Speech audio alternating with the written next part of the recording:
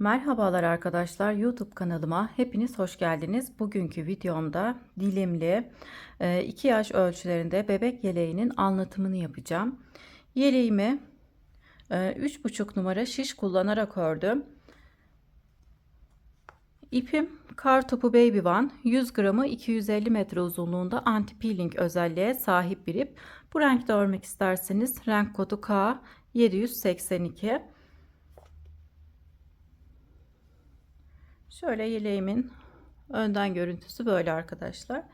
Arkasını da göstereyim. Arkadan görüntüsü de böyle. Dikişsiz bir model arkadaşlar. Hiç dikiş yok. Hemen nasıl örüldüğünden de biraz bahsedeyim.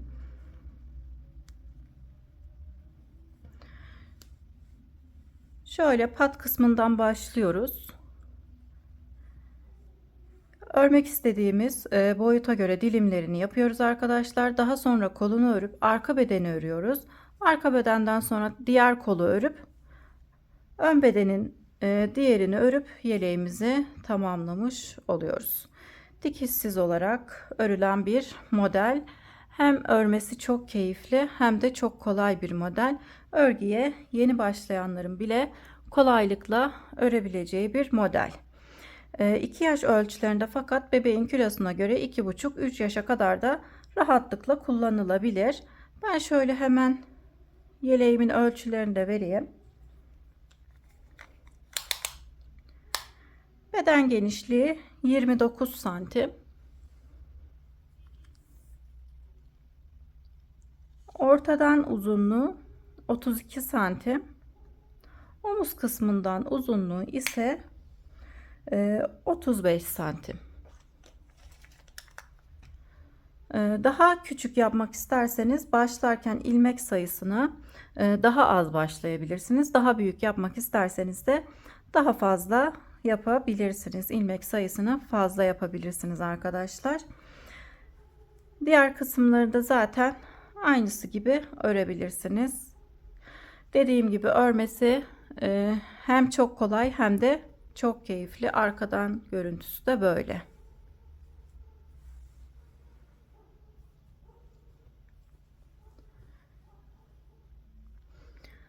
Örerken karıştırmamanız için arkadaşlar ben şöyle küçük bir not çıkardım. Hangi sıralarda kaç ilmek kala dönüyoruz diye. Şöyle hemen buranın ekran görüntüsünü alın. Örerken size kolaylık olacak. Karıştırmadan ilerleyeceksiniz. Hem bedende hangi sıralarda dönüş yapıyoruz hem de kolda hangi sıralarda dönüş yaptığımı bu şekilde yazarak not çıkardım. Sizlerin de karıştırmadan kolaylıkla ilerleyebilmeniz için ekran görüntüsü aldıysanız örerken bakarsınız arkadaşlar. Kanalıma abone değilseniz ücretsiz olarak abone olabilirsiniz. Beğeni ve yorum yaparsanız çok sevinirim. Paylaşacağım yeni model videolarından haberdar olmak isterseniz de bildirim zilini açabilirsiniz. Şimdi dilimli bebek yeleğimizin yapılışına geçelim. Hepimize kolay gelsin. Dilimli yeleğimize 3,5 numaralı şişimize 78 ilmek atarak başladım. Şimdi ilmeklerimi klasik ilmek atma yöntemiyle attım. 78 tane attım. Burası bizim ön yüzümüz. Şimdi arka yüze geçiyorum. Arka yüzde bir sıra ters olarak örüyoruz. İlk ilmeği ters olarak örüyorum.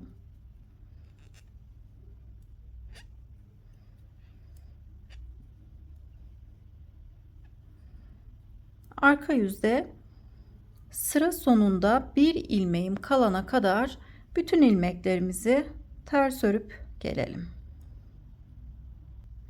Arka yüzde sıra sonuna kadar bütün ilmeklerimi ters örerek geldim. Sondaki bir ilmeği örmeden şişime takıp ön yüze geçiyorum. Kenarlarımın tırtıklı olmasını istediğim için sondaki ilmeği örmeden alıp şimdi ön yüzde ters olarak örüyorum. Haroşa olarak örülen bir model arkadaşlar. Ben haroşayı her iki yönde de tersten örüyorum. Hem arka yüzde hem de ön yüzde. Şimdi İlk ilmeği ters olarak ördüm. 1 2 3 4 5 5 ilmek haroşa olarak ördükten sonra dolama yapıyorum. Şu şekilde 2 ilmeğe sol taraftan girip sağa doğru kesiyorum. Tekrar dolama yapıyorum. Şöyle ipim önde, dolama yapıp 5 ilmek ters örüyorum. 1 2 3 4 5 5 ilmek ördükten sonra burada artırma yaptık. Birinci artırma sırasını örüyoruz. 2 ilmek sağa doğru kestim. Tekrar artırma yaptım. 5 ilmek ördükten sonra tekrar 2 ilmeği şu şekilde soldan girip sağa doğru kesiyorum. İpimi öne alıp dolama yapıyorum. Yine buraya 1 ilmek artırma yapmış oluyorum. Tekrar 5 ilmek örüyorum. 1 2 3 4 5 5 ilmek ördükten sonra yine 2 ilmeği soldan girip ikisini birlikte düz olarak örüyorum. İpimi öne alıp dolama yaparak artırmamı yapıp haroşa olarak örmeye devam ediyorum. Şöyle buradaki kesmiş olduğumuz ilmeğin her iki kenarına ajur yaparak artırmamızı yaptık. Burada tek tarafa artırma yaptık. 2 ilmek kestik, artırma yaptık. 5 ilmek haroşa ördük. Tekrar 2 ilmek kesip artırmamı yaptım. Burada her iki kenarda artırma yapıyoruz. Kesmiş olduğumuz ilmeğin her iki hem sağ hem sol kenarında artırma yapıyoruz. Burada sadece sol taraflarda artırmamızı yapıyoruz. Beni takip ederek örerseniz arkadaşlar sıkıntı yaşamazsınız. Şimdi ilmeklerimizi sıra sonuna kadar ters olarak örelim. Dediğim gibi ben haroşamı ters olarak örüyorum. Hem ön yüzde hem arka yüzde. Sizler haroşanızı düz olarak örüyorsanız ilmeklerinizi o şekilde ayarlamanız gerekiyor. Her iki yönden düzden örüyorsanız. Şimdi sıra sonuna kadar ters örerek gelelim. Sıra sonunda bir ilmeğim kalana kadar ilmeklerimi ters ördüm. Sondaki ilmeği örmeden şişime takıp arka yüze geçiyorum. Kenarlarımın tırtıklı olmasını istediğim için sondaki ilmeği örmeden alıp sıra başında ters olarak örüyoruz. Şimdi ilk sıramızın arka yüzündeyiz. İlk artırma sırasının arka yüzünde yine ilmeklerimizi ters olarak örüyorum.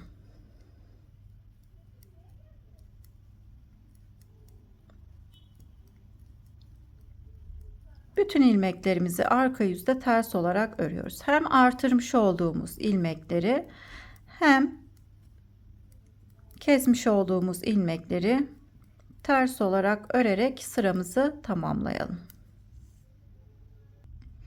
Arka yüzü tamamlayıp ön yüze geçtim. Yine sondaki bir ilmeği örmeden aldım. Ön yüzde ters olarak öreceğim. Yine 5 ilmek örüyoruz. İkinci artırma sırasındayız. 1 2 3 4 5. Yine şöyle ipimi arkaya aldım. Dolamamı yaptım. 2 ilmeği birlikte sol taraftan girip sağa doğru kesiyorum. Buraya bir ilmek artırma yapmış oldum. İpimizi öne alıp dolamamı yaptım. Şimdi tekrar 5 ilmek haroşa olarak örüyorum. 1 2 3 4 5. Yine burada her iki kenara ajur yaparak artırmamızı yapmış olduk. Burada tek kenara sadece sol kenara artırma yapacağız. 5 haroşadan sonra ipimi arkaya alıyorum. Şu şekilde 2 ilmeği birlikte düz örerek kesiyorum. İpimi öne aldım, dolamamı yaptım. 5 ilmek haroşa örüyoruz. 1 2 3 4 5. Sadece kesmiş olduğumuz ilmeği sol tarafına artırmamızı yapmış olduk. Şöyle ipimi arkaya aldım. Yine 2 ilmeğe sol taraftan girip düz olarak kesiyorum. İpimi öne alıp dolamamı yaptım. 5 ilmek 5 ilmek değil arkadaşlar, artık bütün ilmekleri öreceğiz. Beşer beşer örüyoruz şu kısımları.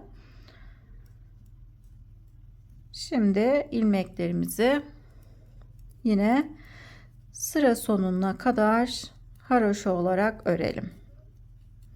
Sıra sonunda bir ilmeğimiz kalana kadar haroşa olarak örelim. Sondaki ilmeği örmeden şişimize takıp arka yüze geçelim. Arka yüzde ilmeklerimizin tamamını ters olarak örüp ön yüze 3. artırma sırasına geçelim. Şu an 2. artırma sırasını örüyoruz. Ön yüzü ve arka yüzü tamamlayıp gelelim. Ön yüzü ve arka yüzü tamamladım. 3. artırma sırasına geçtim. Şimdi aynısı gibi örüyoruz. İlk ilmeği ters olarak örüyorum. 1 2 3 4 5. 5 ilmek ördükten sonra ipimi arkaya alıp dolamamı yaptım. Hem artırmış olduğumuz ajur ilmeğimizi ve tam ortada olan düz ilmeğin ikisini birlikte sol taraftan kesiyorum. Tekrar artırma yapıyorum. İpimi öne aldım, dolamamı yaptım. 5 ilmek ters örüyorum. 1 2 3 4 5. Burada iki tarafta artırma yaptık. Şimdi ipimi arkaya alıyorum. 5 ilmek ördükten sonra 2 ilmeğe sol taraftan girip düz olarak kesiyorum. İpimi öne aldım, dolama yapıp artırmamı yaptım. 5 ilmek ters örüyorum. 2 3 4 5. Bütün sıralar birbirinin aynısı arkadaşlar. Şimdi ipimizi arkaya aldık. 2 ilmeği birlikte düz olarak ördüm. Dolama yapıp artırmamı yapıp artık bütün ilmeklerimizi ters olarak örüyorum.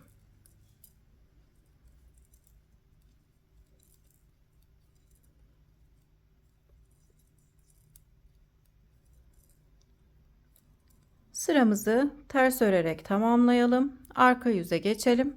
Arka yüzü de tamamını ters olarak örüp 4. artırma sırasına geçebiliriz. Ön yüzü ve arka yüzü tamamladım. Şimdi 4. artırma sırasını örebiliriz. 4. artırma sırasında aynısı gibi öreceğim. Sonda örmeden aldığım ilmeği sıra başında ters olarak örüyorum. 2 3 4 5. 5 ilmek ters ördükten sonra ipimi arkaya alıyorum. Dolamamı yaptım. 2 ilmeğe soldan girip ikisini birlikte düz örerek kesiyorum. İpimi öne alıp dolamamı yaptım. 5 ilmek ters örüyorum.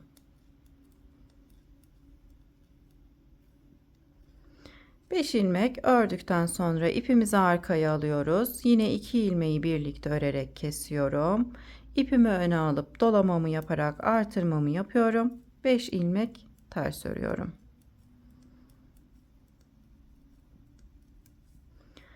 Beş ilmek ters ördükten sonra tekrar 2 ilmeğe soldan girip ikisini birlikte kesiyorum. İpimi öne alıp dolamamı yaptım. Diğer ilmekleri yine örmemiz gerektiği gibi ters olarak örüyoruz. Bu kısım bizim pat kısmımız. 5 sıradan oluşuyor arkadaşlar. 4. ajur sırasını örüyoruz. Ön yüzü ve arka yüzü tamamlayıp 5. artırma sırasına geçebiliriz. Arka yüzü tamamlayıp ön yüze geçtim. 1, 2, 3, 4. Şimdi 5. artırma sırasını yani 5. ajur sırasını örüyoruz. 5. ajur sırasından sonra kesim yapıp pat kısmımızı tamamlamış olacağız. Yine artırma kısımlarını birlikte örelim. 1, 2, 3, 4, 5. 5 ilmek ördükten sonra ipimi arkaya alıp artırmamı yaptım. 2 ilmeği birlikte düz olarak örüyorum. İpimi öne alıp dolamamı yaptım. 5 ilmek ters örüyorum. Diğer artırma sıralarının aynısı gibi örüyoruz.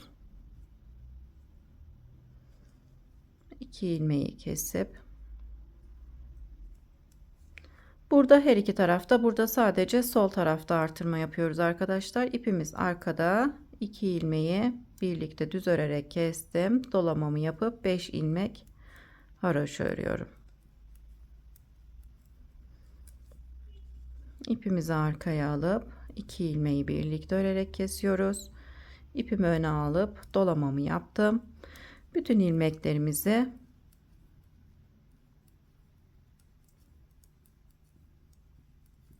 ters olarak örüyorum.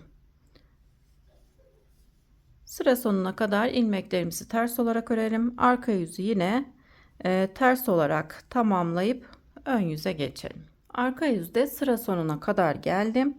Şöyle sondaki ilmeği düz olarak örüyorum.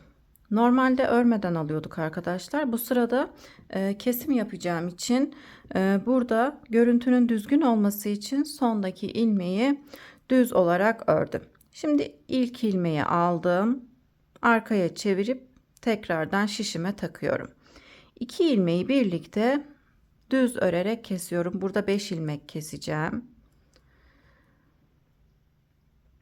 İlmeği tekrar şişime taktım. Bir ilmek daha kesiyorum. 2 ilmeği şişime taktım. 3 4 bir ilmek daha keselim. 5 sıra örüp 5 ajur sırasını tamamladıktan sonra sıra başındaki 5 ilmeği bu şekilde kesiyoruz. Şişimize 78 ilmekle başlamıştık. Toplamda artırmalarla birlikte 83 ilmeğimiz oluyor. 5 ilmek kesince tekrardan 78 ilmeğe, yani ilk başlamış olduğumuz sayıya geri dönmüş oluyoruz.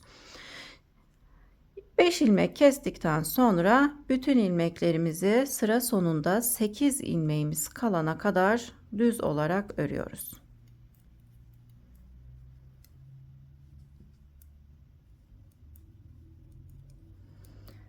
Beş artırma sırası, yani 5 sıra ördükten sonra pat kısmımızı tamamlamış oluyoruz. 5 ilmek sıra başında kestikten sonra da ilmeklerimizi düz olarak örüyoruz. 8 ilmeğimiz kalana kadar ilmekleri düz olarak örelim. Ön yüzde sıra sonunda 8 ilmeğim kalana kadar ilmeklerimi düz olarak ördüm. 2, 4, 6, 8.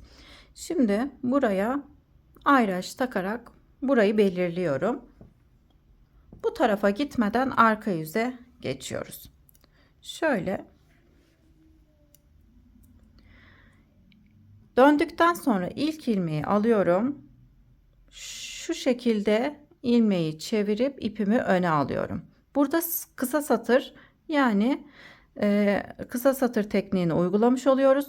Bu ilmeğim 2 ilmek olarak gözüküyor fakat burası tek ilmek arkadaşlar. Şimdi diğer ilmekleri ters olarak örüyoruz.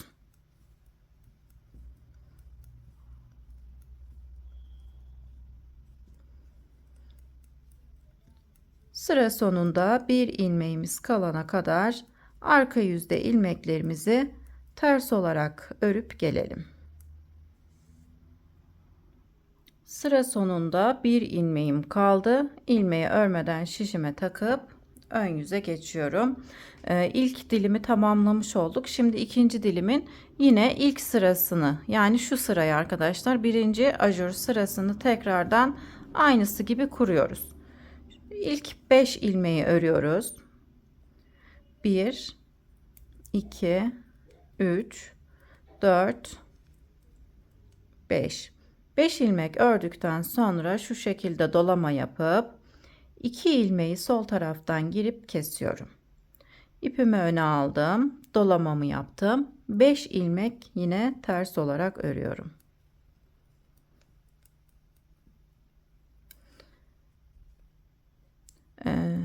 Burada her iki tarafta artırma yaptık. Şimdiki artırmamızı tek tarafta yapacağız. Sadece sol tarafta. 5 haroşadan sonra 2 ilmeği birlikte örerek kesiyorum. İpimi öne alıp artırmamı yapıp 5 haroşamızı örüyoruz. Şimdi yine burada olduğu gibi sadece tek tarafta artırma yapacağım. 5 haroşadan sonra sol taraftan girip 2 ilmeği birlikte örerek kesiyorum. Dolama yapıp artırmamı yapıyorum. Şimdi ilmeklerimizi haroşa olarak örüyoruz. Şöyle ayraçtan sonra 23 ilmeğimizin kalması gerekiyor arkadaşlar. 23 ilmeğe kadar örelim. Haroşa olarak örelim.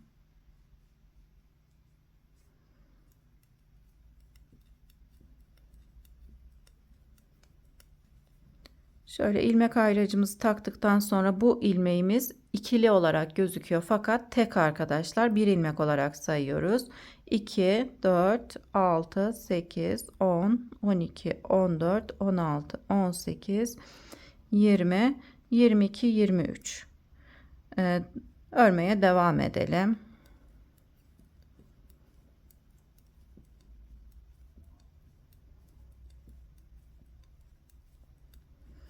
Ben tekrar sayayım.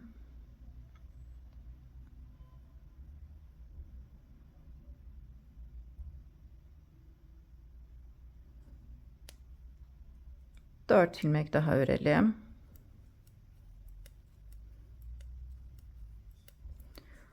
Burada 23 ilmeğimiz var. Artırmadan sonra da arkadaşlar 2 4 6 8 10 12 14 16 18 20 22 24 26 ilmeğim var. Tekrar bu tarafa gitmiyorum. Buraya yine ilmek ayracı takıyorum. Burayı belirliyorum. Arka yüze dönüyorum. Yine ilk ilmeğimizi şöyle örmeden alıp şu şekilde alalım.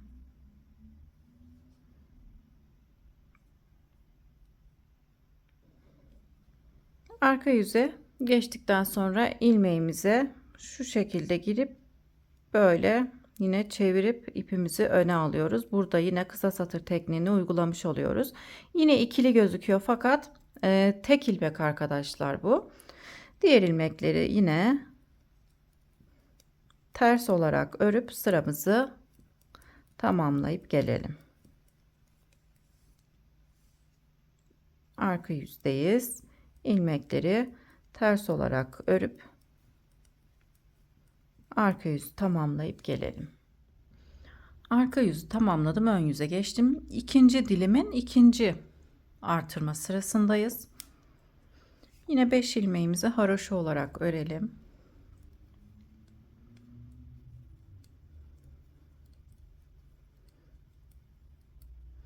Beş ilmek ördükten sonra dolama yapıp 2 ilmek kesiyorum. Tekrar dolama yapıp 5 ilmek örüyorum.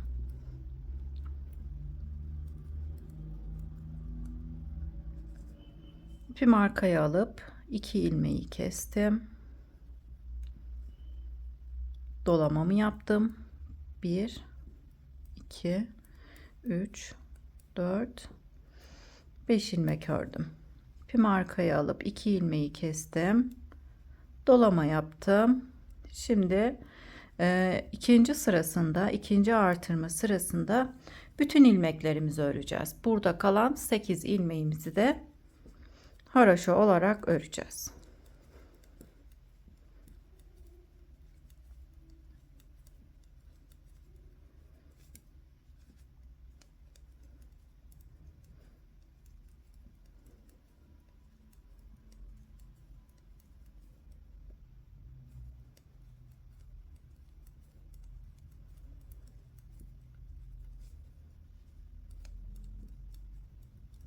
kısa satır tekniğini uygulamış olduğum kısım burası.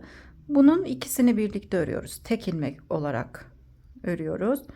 Ayracımı geçirdim.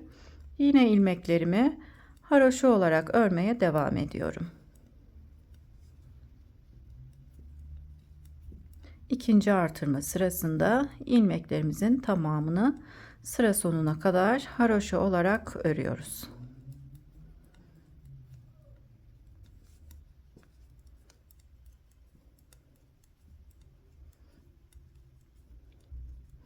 Burada yine dönüş yaptığımız ilmeği de iki ilmek olarak gözüküyor arkadaşlar. İkisini birlikte ters olarak örüp ayracımı geçiriyorum. Buradaki 8 ilmeğimizi de yine haroşa olarak örüyoruz. Sıra sonunda bir ilmeğim kalana kadar ördüm. Sondaki ilmeği şişime geçirip arka yüze geçiyorum. Şimdi arka yüzde ilmeklerimizi ters olarak örüp ön yüze geçelim. Ön yüze geçtim. Üçüncü artırma sırasındayız. Şimdi yine artırma kısımlarını örmem gerektiği gibi örüyorum. 5 ilmek ördükten sonra artırmamı yaptım. 2 ilmek kestim. Yine ajur yapmak için dolama yapıp 1 2 3 4 5 ilmek örüyorum. İpimi arkaya alıp 2 ilmek kestim. Dolama yaparak artırmamı yaptım. 1 2 3 4 5 ilmek ördükten sonra 2 ilmeği kestim. Dolama yapıp artırmamı yaptım. Şimdi 3. artırma sırasında 8 ilmek kalana kadar öreceğiz. Buradaki ayracımıza kadar örüp yine döneceğiz. Bütün ilmekleri örmeyeceğiz. 8 ilmek kalana kadar ilmeklerimizi haroşa olarak örelim. Sıra sonunda 8 ilmeğim kalana kadar haroşa olarak ördüm. Yani ayracımıza kadar ördüm. Şöyle ipimi arkaya alıp arka yüze geçiyorum. İpimi geçirdim. Şöyle ipimizi ön tarafa alıyoruz. Buradaki ilmeği çevirmiş oluyoruz. 2 ilmek olarak gözükse de bu ilmeği tek olarak örüyoruz. Şimdi ilmeklerimizin tamamını arka yüzde ters olarak örüp 4. artırma sırasına geçebiliriz. Ön yüze geçtim. 3 artırma sırası örmüş olduk. Şimdi 4. artırma sırasını yine örmemiz gerektiği gibi örelim. 5 ilmek ördükten sonra 4 5 dolama yapıp 2 ilmeği birlikte örerek kesiyorum. Tekrar dolama yapıp 5 ilmek örüyorum. 5 ilmek ördükten sonra ipimi arkaya aldım. 2 ilmeği birlikte örerek kestim. İpimi öne alıp dolamamı yaptım. 5 ilmek örüyorum. 5 ilmek ördükten sonra ipimizi arkaya alıp 2 ilmeği birlikte örerek kesiyoruz. Dolama yapıp artırmamı yaptım. İlmeklerimi haroşa olarak örmeye devam ediyorum.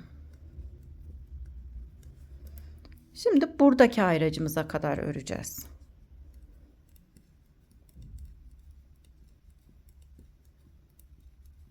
İlmeklerimizi haroşa olarak örmeye devam ediyorum.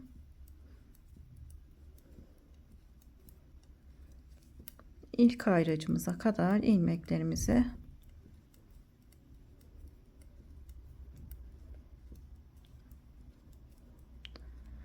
haroşa olarak örüyoruz.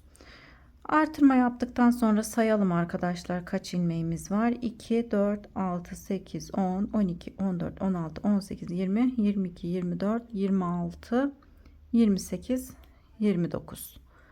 Buradaki artırmadan sonra 29 ilmeğimiz var 4. sırada. İpimizi arkaya alıp hemen arka yüze geçiyorum. Arka yüzde yine şu şekilde ilk ilmeği alıp ipi öne doğru çeviriyoruz. Şöyle çevirip burada 2 ilmek görüntüsü vermiş olduk. Diğer ilmekleri ise ters olarak örüyorum. Arka yüzdeyiz. Arka yüzü ters örerek tamamlayıp ön yüze 5. artırmasına, yani dilimimizin son artırma sırasına geçeceğiz. Arka yüzü tamamlayıp geliyorum. Şimdi 5. artırma sırasına, yani dilimimizin son sırasına geçtik. Hepsini öreceğiz arkadaşlar. 8 ilmek dahil, buradaki 8 ilmeğimiz de dahil, sıra sonuna kadar hepsini öreceğim. Yine aynı şekilde ilmekleri ters olarak ördüm. Şöyle dolama yapıp 2 ilmeği birlikte örerek kesiyorum. Bütün dilimler aynı şekilde örülüyor arkadaşlar. Sadece burada ortada olan ilmeğin her iki kenarında artırma yapıyoruz. Buralarda sadece sol tarafta artırma yapıyoruz. 5 ilmek artıyor. İlmek sayımızın tamamında 5 ilmek artıyor. 5 ilmek keserek tekrar ilk başlamış olduğumuz ilmek sayısına geri dönerek devam ediyoruz.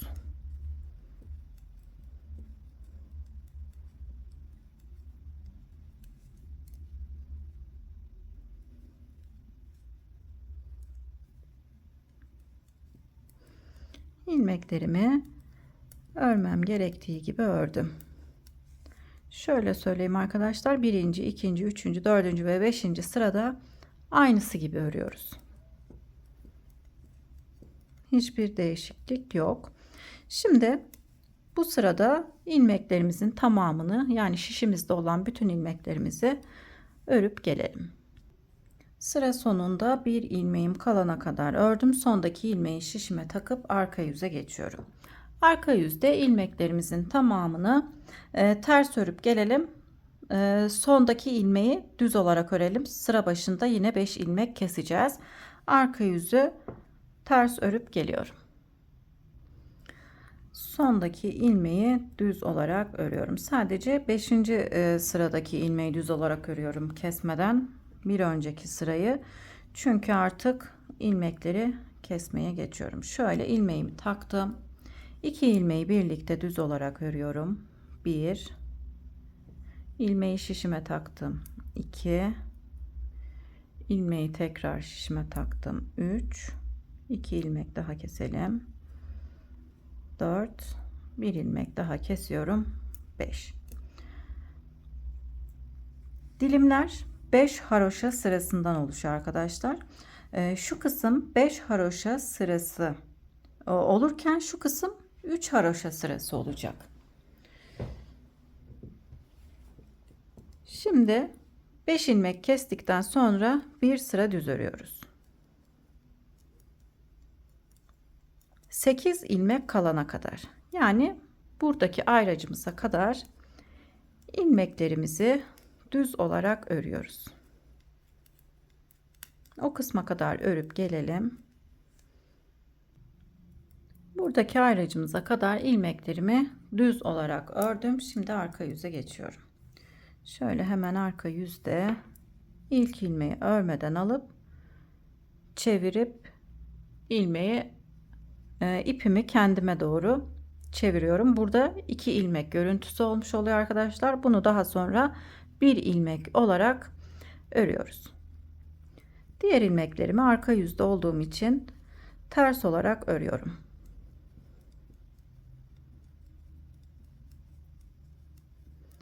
Sıramızı ters örerek tamamlayıp gelelim. Arka yüzü tamamladım. Ön yüze geçtim. Şimdi burada pat kısmını tamamladıktan sonra bir dilim ördüm. Toplamda 5 dilim ördükten sonra kolunu öreceğiz. Yani şu kısmı saymazsak bu kısımdan sonra burayı 5 dilime tamamlayacağız. Yani 4 dilim daha öreceğim. Şimdi şöyle tekrardan bir dilim oluşturuyoruz. Birinci artırma sırasındayız. Şöyle. Yine 1, 2, 3, 4, 5 ilmek ördükten sonra artırma yapıp 2 ilmek kesiyorum. Tekrar artırma yapıp 5 ilmek örüyorum. 1, 2, 3, 4, 5 ilmek ördüm. İpimi arkaya alıyorum. Artırma 2 ilmeği birlikte örerek kestikten sonra artırmamı yapıp 1 2 3 4 5 haroşa ördükten sonra ipimi arkaya alıp 2 ilmeği kestim. Dolamamı yaptıktan sonra buradaki ayracımıza kadar, tam ortada olan ayracımıza kadar haroşa olarak örüyoruz.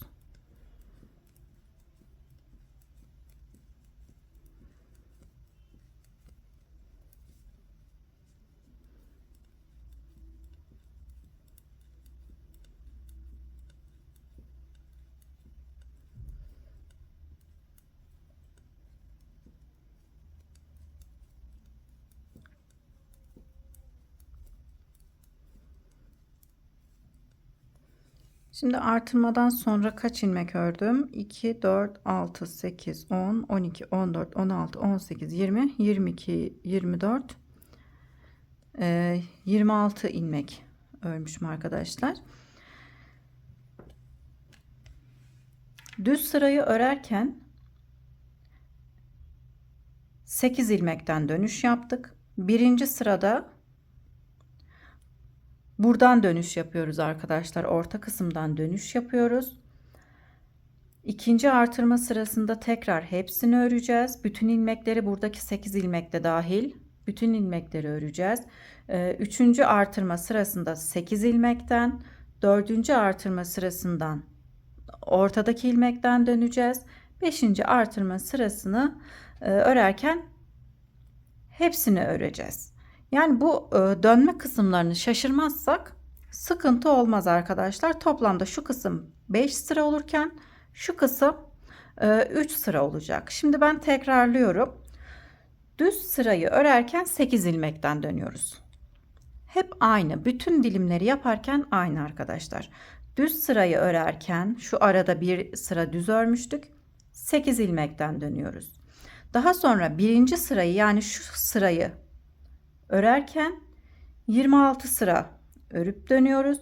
İkinci artırma sırasını örerken hepsini örüyoruz. Bütün ilmeklerimizi örüyoruz hepsini derken üçüncü artırma sırasını örerken 8 ilmekten dönüyoruz. Dördüncü artırma sırasını örerken tam ortadan dönüyoruz. Beşinci artırma sırasında da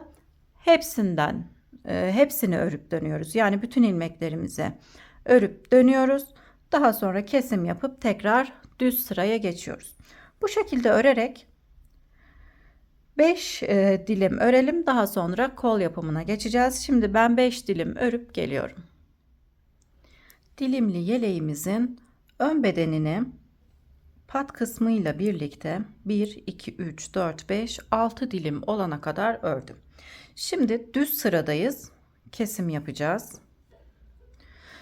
Kesim yapıp kol kısmına kadar geleceğim. Artık kolu örmeye başlayacağız.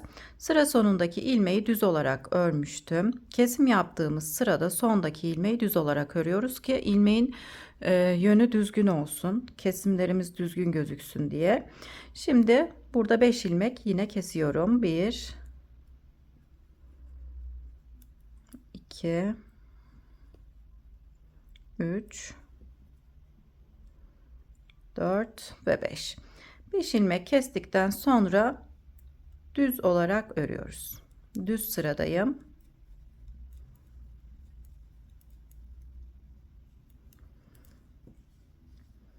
Ayracımıza kadar ilmeklerimizi düz olarak örelim. Ayracımıza kadar ilmeklerimi düz olarak ördüm. Ayracımı geçirdim. Diğer ayraca kadar yine kol ilmeklerimizi düz olarak örmeye devam ediyoruz. 8 ilmek kala döneceğim.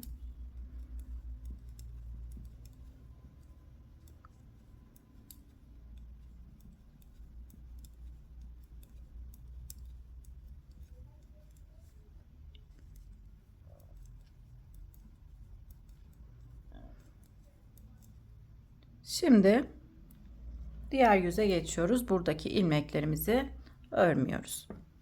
Arka yüze geçtim. İlk ilmeği alıp yine kısa satır tekniğini yapıyorum arkadaşlar. İlmeği çevirdim. Arka yüzde ilmeklerimizi ters olarak örüyoruz ayracımıza kadar.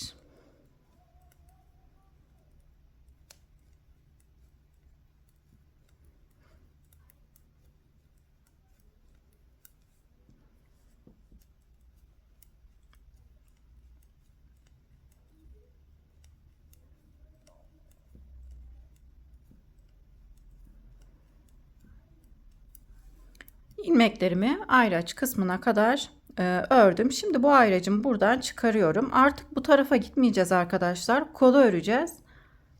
Ön yüze geçiyorum. Aynı buradaki dilim görünümünü vermiş olduğumuz gibi burada da aynı işlemi uygulayacağız. Şimdi şöyle sondaki ilmeği örmeden alalım arkadaşlar. Örmeden alalım ki yine kenarlar tırtıklı olsun. Sıra başında ters olarak örüyorum. 1, tekrar ördüm. 2, 3, 4, 5. Burada nasıl ördüysek birinci ajur sıramızı burada da aynısı gibi örüyoruz. Şöyle dolamamı yaptım. 2 ilmeği birlikte örerek kestim. İpimi öne alıp dolamamı yaptım. 1, 2, 3, 4, 5. 5 ilmek ördüm. Şimdi sayacağım arkadaşlar. Şuradaki ilmeği yine tek olarak sayıyoruz. Burada 8 ilmeğimiz vardı. 9, 10, 11, 12, 13, 14, 15, 16, 17, 18. Bir ilmek daha öreceğim. Şimdi buraya ayracımı takıyorum. Ayracımızın burada olması gerekiyor. Şimdi dönüyorum. Yani burada artırmayı yaptıktan sonra 6 ilmek haroşa örmüş olduk. Buradan sayarsak 18 ilmek kala dönüyoruz. Birinci artırma sırasını bu şekilde yapıyoruz. Buraları mutlaka belirleyin arkadaşlar ayraçlarla. Şöyle sondaki ilmeği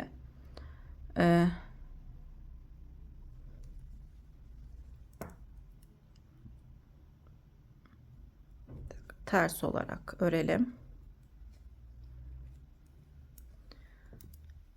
18 ilmek kala dönüyoruz. Birinci artırma sırasında ilmeği şu şekilde taktım. Yine kısa satır tekniğini uyguluyoruz. İlmeği çevirdim. Ters örmeye devam ediyorum.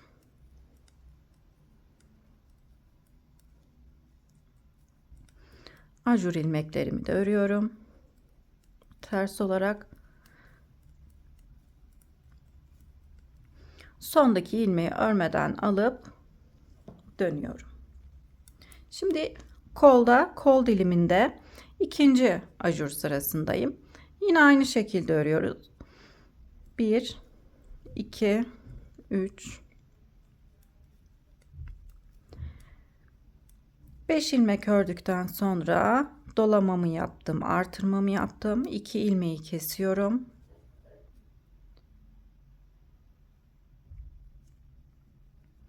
Tekrar dolama yaptım.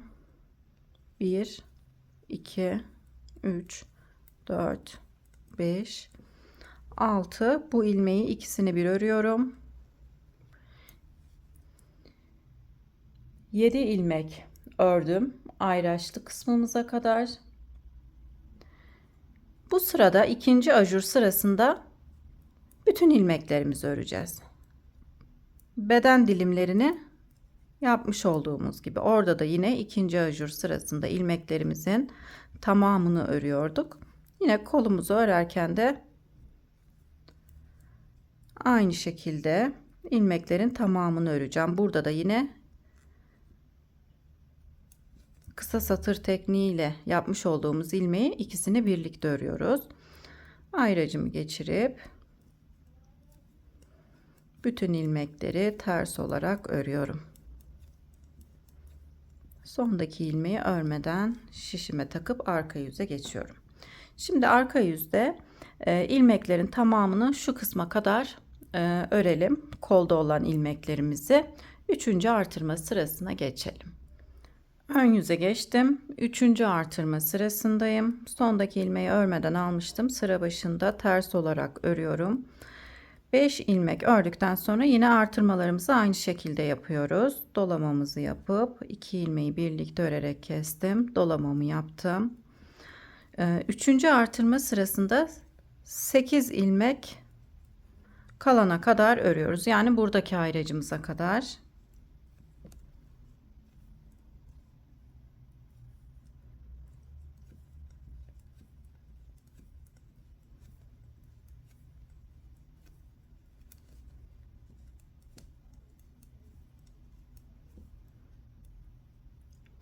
Sıra sonunda 8 ilmeğim kaldı. Arka yüze geçiyorum. İlk ilmeği alıp şu şekilde çeviriyorum. Arka yüzdeki ilmeklerimizi ters olarak örüp 4. artırma sırasına geçelim. Şimdi ön yüze geçtim. 4. artırma sırasına. 4. artırma sırasında buradaki ayracımızı, yani bu kenarda 18 ilmeğimiz kalacak. İlk ilmeği ördüm. Yine 5 ilmek ters örüyorum.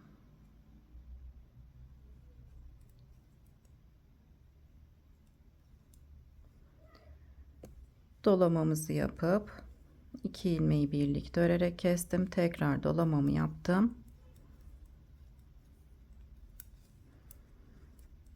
İlk ayracıma kadar ördüm. Bu kenarda 18 ilmek kala arka yüze dönüyoruz. Burada yine kısa satır tekniğini yapıp ipimi çevirdim. Arka yüzde ilmekleri ters olarak örüp ön yüzde 5. sırayı örmeye geçelim. Ön yüze geçtim. 5. artırma sırasındayım. 1 2 3 4 5. artırma sırasını yine aynısı gibi örüyoruz. 5. artırma sırasında ilmeklerin hepsini öreceğiz. Dolama yapıp 2 ilmeği birlikte örerek kestim. Dolamamı yaptım. İlmeklerin tamamını örüyoruz. 5. artırma sırasında buradaki ilmeğin ikisini birlikte örüyorum. Ayraçlarla devam edelim arkadaşlar. Bu ayraçlar gerçekten bizi yönlendiriyor. Elinizde ayraç yoksa renkli bir ip de takabilirsiniz.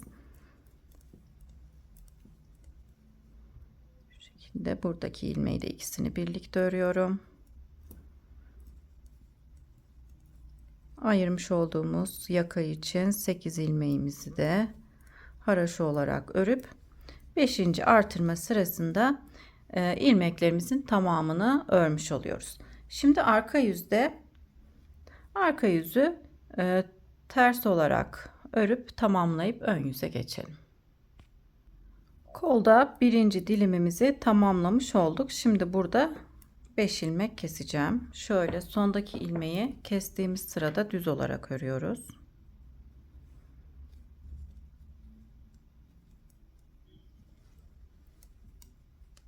Düz olarak ördüm. Şöyle ilmeği düzeltiyorum, yönünü düzgün olarak gelmesi için. 1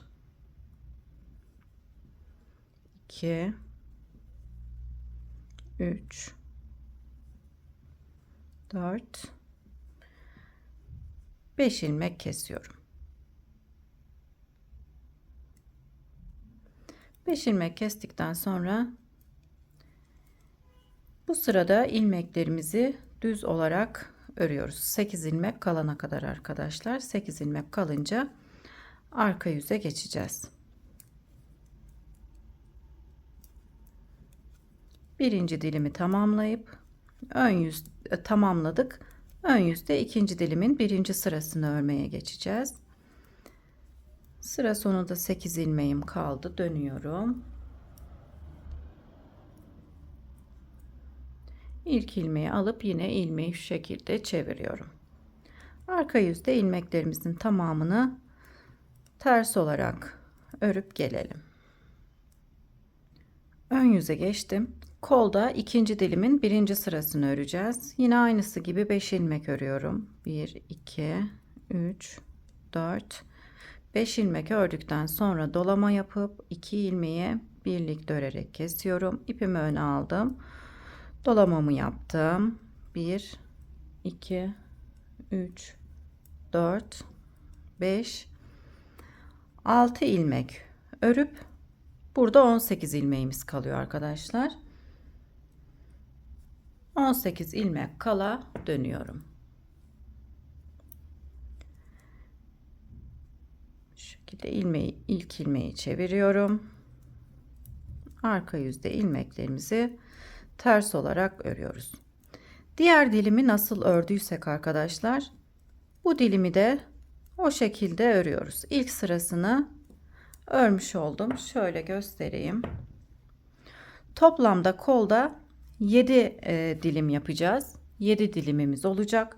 Bu dilimi nasıl ördüysek diğer dilimleri de aynı şekilde öreceğiz. Zaten buradakinin de aynısı arkadaşlar. Sadece kolda buradaki ajurlu kısımları yapmıyoruz. Sadece şu kısımları yapıyoruz. Kolumuzu 7 dilim olana kadar örüp gelelim. Daha sonra arka bedenimizi örmeye geçeceğiz. Kolumuzu 1 2 3 4 5 6 7 dilim olana kadar ördüm. Şimdi yine aynısı gibi kesim yapacağız. Sondaki ilmeği şöyle düz olarak örelim. Kol ve bedeni birleştirip bedeni örmeye geçeceğiz arkadaşlar. Hemen ilmeğimi yönünü çevirip 5 ilmek kesiyorum. Diğer dilimlerde olduğu gibi bu dilimde de 5 ilmek kesiyoruz. 3 4 ve 5. 5 ilmek kestikten sonra düz sıradayım.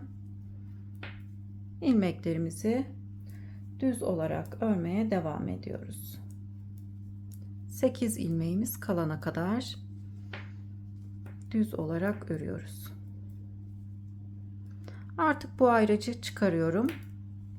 Tam kol altına takacağım arkadaşlar. İlk ayracı çıkarmış olduğumuz yere takıyoruz.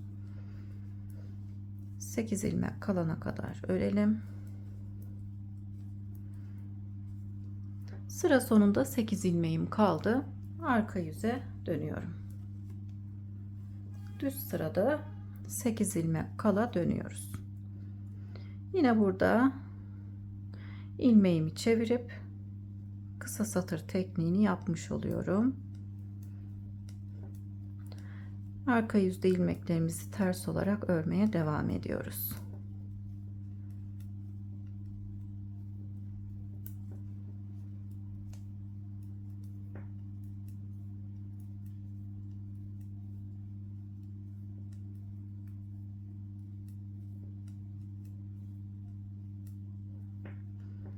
Bütün ilmeklerimi ters olarak ördüm. Ayracımı tekrar buraya takıyorum arkadaşlar. Ve arka yüzde ters örerek devam ediyoruz. Bu kısım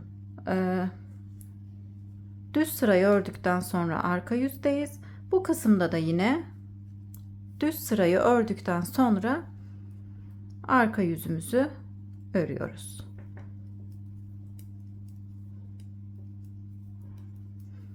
Kol ve bedeni birleştirmiş olduk.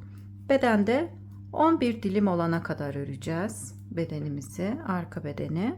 Daha sonra tekrar diğer kolu öreceğiz. Ön bedeni örüp yeleğimizi tamamlamış olacağız. Arka yüzde sıramızı ters örerek sıra sonuna kadar gelelim. Arka yüzü tamamlayıp ön yüze geçtik. Kolda ve beden kısmında aynı sıralardayız arkadaşlar. Şimdi artık bu kolumuzu tamamlamış olduk. Ön bedene uygulamış olduğumuz modeli şimdi arka bedene ekleyeceğiz. Aynısı gibi öreceğiz arkadaşlar. Hiçbir farkı yok. İlmeğimiz yine burada takılı olacak. Ayracımız arkadaşlar. İki ayraçta gösterdiğim yerlerde takılı olacak. Şimdi tekrar birinci ajur sırasını, yani birinci artırma sıramızı örmeye geçiyorum. 5 ilmek haroşamızı ördükten sonra şöyle dolamamı yaparak artırmamı yaptım. 2 ilmeğe soldan girip ikisini birlikte örerek kesiyorum. Tekrar dolama yaptım. 1 2 3 4 5 ilmek haroşa ördükten sonra yine 2 ilmeğe soldan girip ikisini birlikte örerek kesiyorum. Dolama yapıyorum. Tekrar 5 ilmek haroşa örüyorum. Yine ipimi arkaya aldıktan sonra 2 ilmeği birlikte örerek kesiyorum. Dolamamı yapıp haroşa olarak örmeye devam ediyorum. Birinci artırma sırasında buradaki ayracımıza kadar örüyoruz.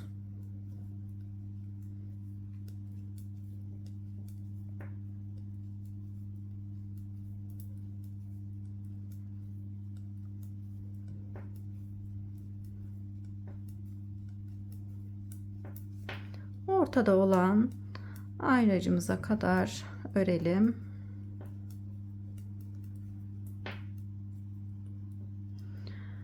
Arka yüze dönüyorum. Şimdi arka yüzde şuradaki ilmekleri biraz sıkalım arkadaşlar, gevşek olmasın.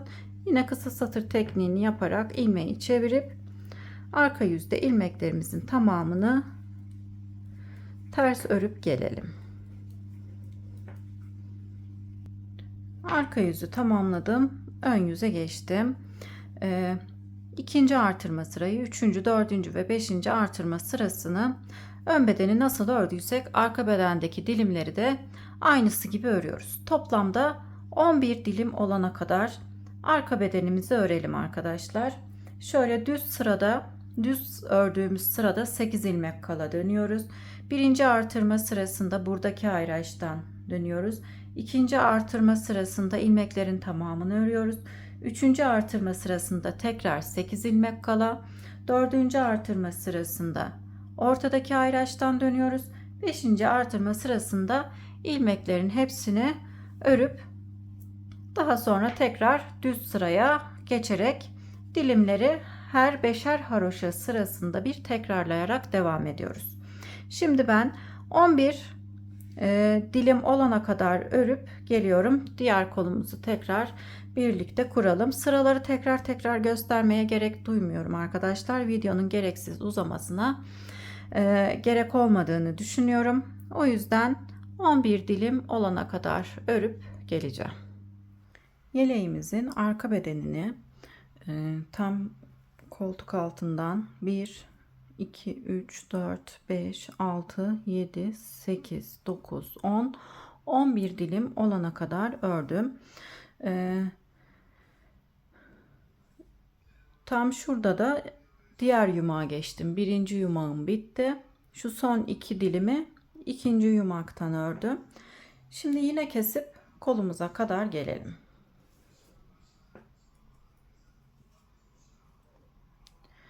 Şimdi düz sırayı örüyoruz. Sıra sonundaki ilmeği düz olarak örmüştüm. İlmeğin yönünü çevirip 5 ilmek sıra başında kesiyorum.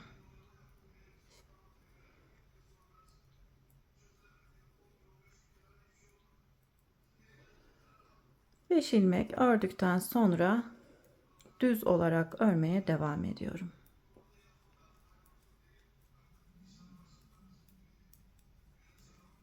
Tam şuradaki ayracımıza kadar düz olarak örelim. Ayracımıza kadar örerek geldim. Şimdi artık kolumuzu öreceğiz. İsterseniz yedek bir şiş kullanabilirsiniz. Fakat ben bu şişle örmeye devam edeceğim. Yine 3,5 numara yedek bir şiş kullanabilirsiniz. Artık bu tarafa gitmeyeceğiz. Diğer kolu örmüş olduğumuz gibi kolu örüp tamamlayacağız.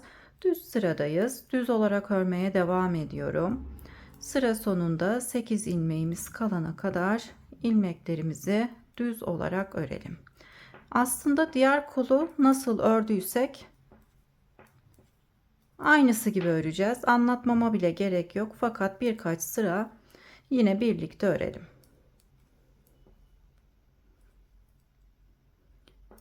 Sekiz ilmeğimiz kalana kadar düz olarak ördük. Düz sırayı ördük.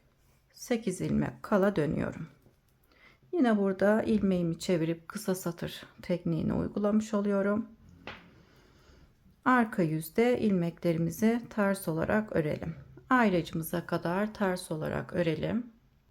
Ayraca kadar geldim. Bir ilmeğim kaldı. Sondaki ilmeğimi de örmeden şişime takıp diğer yüze geçiyorum. Buradaki ayracımızı çıkaralım. Şimdi dilimimizi örmeye geçelim. 5 ilmek haroşa olarak örüyoruz. Dolama yaparak artırmamı yaptım. 2 ilmeği birlikte örerek kesiyorum. Tekrar dolamamı yaptım. 1 2 3 4 5 5 ilmek örelim. Sayalım arkadaşlar. Buradaki ilmeği 1 olarak sayıyoruz. 1 2 3 4 5 6 7 8 9 10 ilmeğimiz olacak arkadaşlar. Burada sondaki ilmeğimizi de ters olarak örüyoruz. Ayracımızı buraya takıyoruz. Yani bu tarafta 18 ilmeğimiz kaldı. 10 ilmek burada, 8 ilmek de burada. Tekrar dönüyorum arka yüze. 18 ilmek kala dönüyoruz birinci ajur sırasında, artırma sırasında, yani ilmeğimi çevirip yine kısa satır tekniğini yaptım. Arka yüzde ilmeklerimizi ters olarak örüyorum.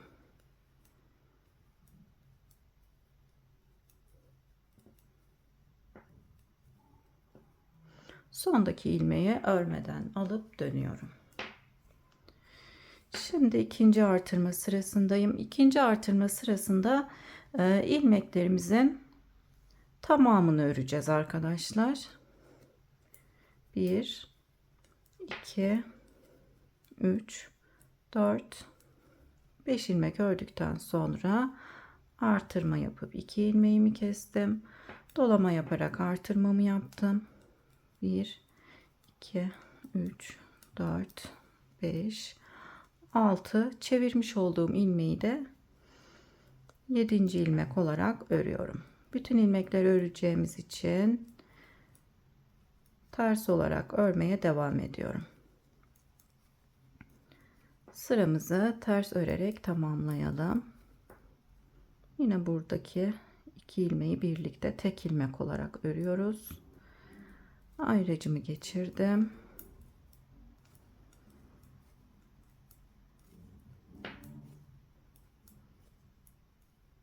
Sondaki ilmeği örmeden alıp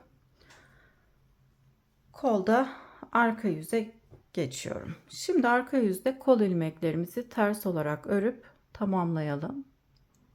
Ön yüze geçtim. Kolumuzda ilk dilimin 3. ajur sırasını öreceğiz. Arkadaşlar şöyle, bu kolu nasıl ördüysek 1 2 3 4 5 6 7 dilim olana kadar bu kolumuzu da öreceğiz. Hiçbir farkı yok. İsterseniz videoyu kolu ördüğümüz kısma alabilirsiniz. Şimdi bu kolu da 7 ilmek olana kadar örelim. Videoyu gereksiz uzatmaya gerek yok arkadaşlar. Zaten bu kısma geldiysek dilimlerin yapılışını öğrenmişizdir. Şimdi ben kolumuzu da 7 ilmek 7 dilim olana kadar örüp geliyorum. Bu kolu da 7 dilim olana kadar ördüm. 1 2 3 4 5 6. Şimdi 7. dilimi kesip düz sırayı öreceğim. İlmeğin yönünü çevirip 5 ilmek kesiyoruz. 1 2 3 4 5 5 ilmek kestikten sonra sıra sonunda 8 ilmeğimiz kalana kadar ilmekleri düz olarak örüyoruz.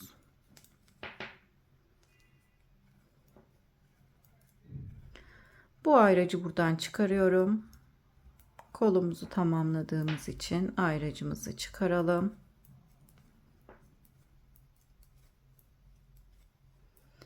8 ilmeğim kalana kadar ördüm. Şimdi arka yüze geçiyorum. Arka yüzde yine burada ilmeğimi çevirip ilmeklerimizi ters olarak örmeye devam ediyoruz.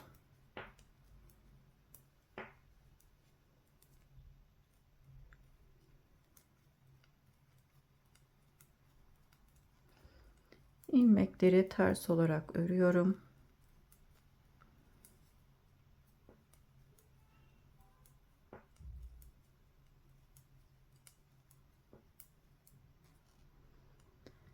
Şimdi ayracı tekrar buraya takıyoruz.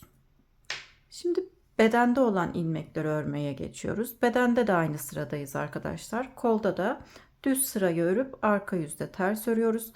Beden kısmında da düz sırayı örmüştük. Şimdi arka yüzü örüyoruz. Ayracı taktıktan sonra arka yüzü ters olarak örüyoruz. Yani kolu, örmüş olduğumuz kolu bedene eklemiş oluyoruz. Şimdi arka yüzde ilmeklerimizin tamamını ters olarak örüp gelelim. Sıra sonunda bir ilmeğim kalana kadar ördüm. Sondaki ilmeği örmeden alıp ön yüze dilimimizin birinci sırasına geçiyoruz. Hemen bu sırayı birlikte örelim arkadaşlar.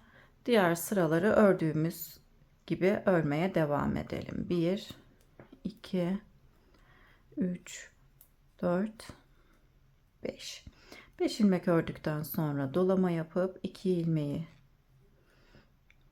birlikte örüyorum. Tekrar dolamamı yaptıktan sonra 5 ilmek örüyorum. 1 2 3 4 5 ipimi arkaya aldım. 2 ilmeği birlikte ördüm. Dolama yaparak ajur yapıp 5 ilmek örüyoruz. 1 2 3 4 5 5 ilmek ördükten sonra 2 ilmeği birlikte örerek kesiyorum. Ajur yapıp diğer ilmekleri ayraç kısmımıza kadar ters olarak örüyoruz.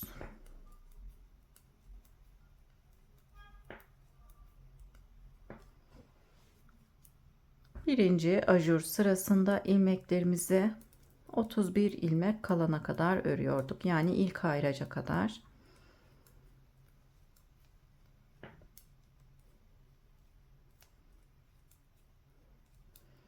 Ayracıma kadar ördüm.